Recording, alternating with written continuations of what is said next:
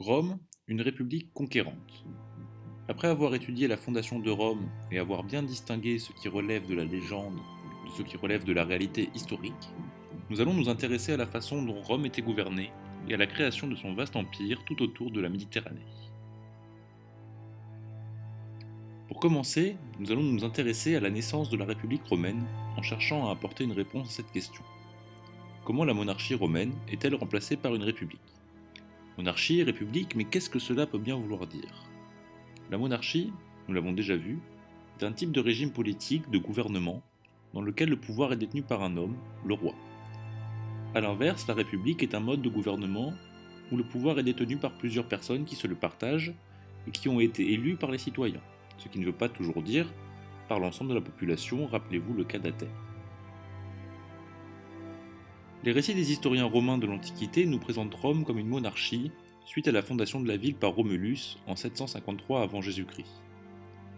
La Rome de Romulus est alors une petite ville, voire même un village, qui se limite à la colline du Palatin. Les rois suivants vont poursuivre le développement de la ville de Rome et notamment un roi, Servius Tullius, qui fera construire tout autour des 7 collines de Rome une muraille. Son successeur, Tarquin le Superbe, deviendra roi en 534 avant Jésus-Christ. Il est le 7e et dernier roi de Rome. Tarquin, appelé Tarquin le Superbe, était un roi tyrannique et cruel. Marié à la fille de Servius Tullius, il monte avec elle un complot pour renverser son beau-père. Cela conduit à la mort de Servius Tullius qui sera assassiné et écrasé par sa fille, comme vous pouvez le voir sur cette illustration.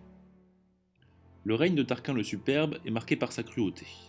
Il fait arrêter tous ceux qui s'opposent à lui, les exécute et règne sans aucun partage, si ce n'est avec son fils, Sextus Tarquin.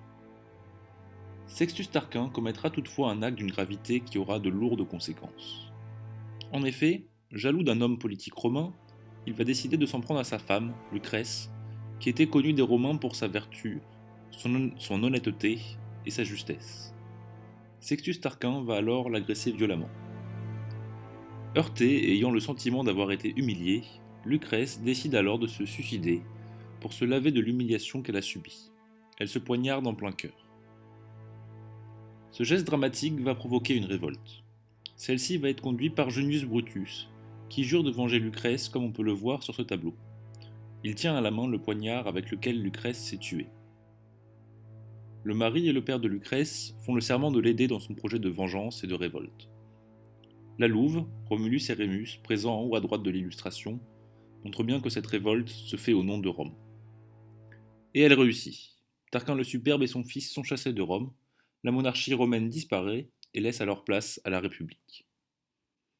Pour résumer l'essentiel, d'après les auteurs romains de l'Antiquité, la République apparaît donc suite à la révolte de Brutus contre le dernier roi de Rome, Tarquin le Superbe, en 509 avant Jésus-Christ.